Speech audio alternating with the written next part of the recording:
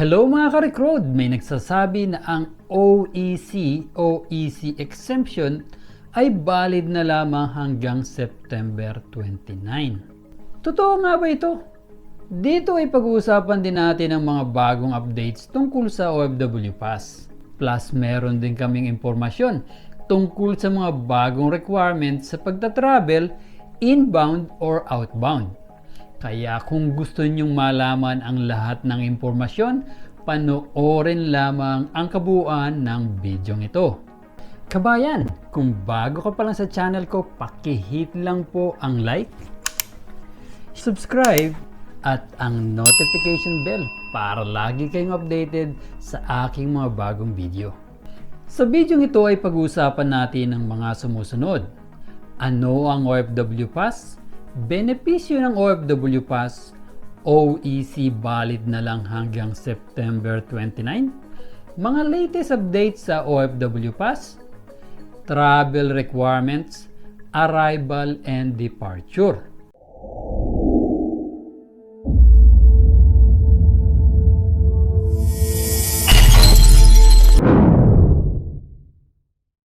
Bago natin pag-usapan ang mga updates sa OFW Pass, mag-quick recap muna tayo kung ano ang OFW Pass. Ang OFW Pass ay ang digital na alternatibo sa Overseas Employment Certificate, OEC, na isang dokumento na kinakailangan ng lahat ng mga manggagawang Pilipino na aalis ng bansa para magtrabaho sa ibang bansa. Ito ay isang ligtas at komportableng paraan para sa mga OFW na ma-access ang kanilang kontrata sa trabaho at iba pang mahalagang dokumento at upang pamahalaan ang kanilang mga travel arrangement. Ang OFW Pass ay nasa DMW mobile app na maaari i-download ng libre mula sa Google Play Store at Apple App Store. Upang magkaroon ng OFW Pass, kinakailangan na munang gumawa ng account sa app ang mga OFW at magbigay ng ilang pangunahing impormasyon tulad ng kanilang pangalan, numero ng pasaporte at kontrata sa trabaho. Kapag naipagawa na ang kanilang account, maaari silang mag-apply para sa OFW Pass. Ang OFW Pass ay binibigay ng libre para sa lahat ng mga OFW. Kapag naibigay na, maaaring buksan ang OFW Pass mula sa DMW mobile app anumang oras. Maaaring gamitin ng mga OFW ang kanilang OFW Pass para sa mga sumusunod: makita at i-download ang kanilang kontrata sa trabaho at iba pang mahalagang dokumento, pamahalaan ang kanilang mga travel arrangement tulad ng pagbubook ng mga flight at pagsusuri sa kanilang mga flight, makakuha ng access sa mga serbisyo at benepisyo ng gobyerno. Benepisyo ng OFW Pass.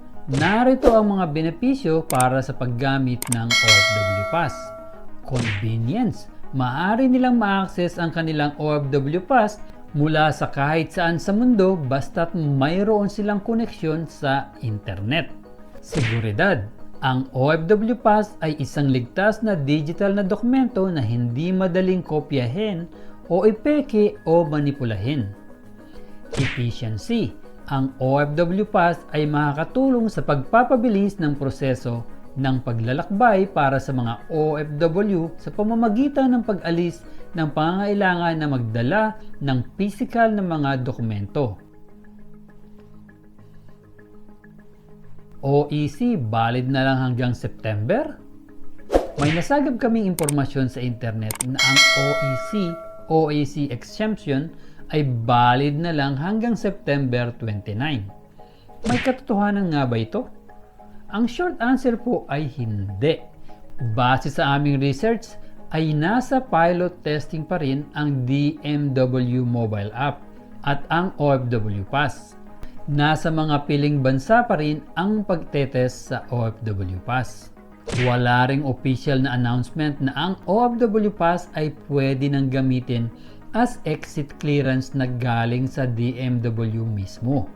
Kaya ina-advise na magdala ng OEC OEC exemption kung ikaw ay aalis ng bansa dahil hindi pa rin opisyal na inanunsyo na maaari nang gamitin ang OFW Pass at hindi pa rin ito fully operational. Travel requirements, arrival at departure. Narito ang mga requirements for travel arrival. E-travel arrival card, passport, airline ticket. Dahil inalis na ang public emergency noong July 22, 2023 ni President Marcos, ang PCR test at vaccine certificate ay hindi na required sa immigration. Hindi na rin required na may bakuna ka sa COVID-19 pero ini-encourage pa rin ito. May mga additional requirements kung ikaw ay isang OFW na babalik upang magtrabaho ngunit sa ibang employer o bansa. Kailangan ng POLO verified contract. Travel departure requirements, e-travel departure card, OEC exemption, working visa kung ikaw ay nagtatrabaho sa United Arab Emirates. Ang visa ay wala na sa passport. Ang gagamitin ay ang Emirates ID, passport, airline ticket.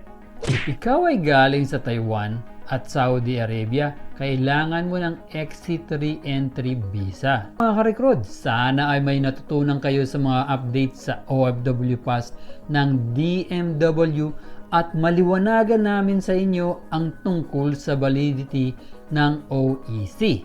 Tandaan kabayan, kapag hindi galing mismo sa DMW ang impormasyon o sa mga official na website office ng gobyerno, maaring fake news ito, lalong-lalo na po ang mga nakikita ninyo sa internet. Kaya siguruhin mabuti na ang mga video na pinapanood ninyo at binabasa ay legit para makaiwas sa mga fake news at misinformation. Sa videong ito ay pinag-usapan natin ang mga sumusunod. Ano ang OFW Pass? Benepisyo ng OFW Pass, OEC valid na lang hanggang September 29, mga latest updates sa OFW Pass, travel requirements, arrival and departure. Para sa kalaman ng lahat na ang Recruit PH ay may live stream every month na kung saan ay mag-i-enjoy na kayo at magkakaroon pa kayo ng chance na manalo ng 10,000 pesos. Meron itong early birds raffle, isang tanong isang sagot, raffle, at bingo na kung saan ay may jackpot prize na 10,000 pesos. At para sa aming masugid na followers at subscribers ay meron ding top fan of the month bilang YouTube commenter, FB reactor, at FB commenter. Halina at samahan niyo ako at siguradong mag-enjoy kayo sa mga bagong video at marami pang chance na manalo ng malaki pang premyo sa aming live stream. Salamat sa panonood at kung nagustuhan po ninyo ang video ito ay sigurado pong magugustuhan ninyo ang iba ko pang mga video. At kung may mga katanungan kayo tungkol sa ating napag-usapan, huwag po kayong mag-alangan na ilagay ang inyong mga katanungan sa comment section upang mabigyan po namin kayo ng kasagutan. Para sa suggested video, pindutin po dito. Para sa napakagandang playlist, pindutin po dito. At pakisubscribe na rin po dito. Muli, palagi niyong tatandaan na dito sa Recruit ay prioridad namin ang inyong kaalaman tungo sa inyong kaunlaran. Paalam kabayan!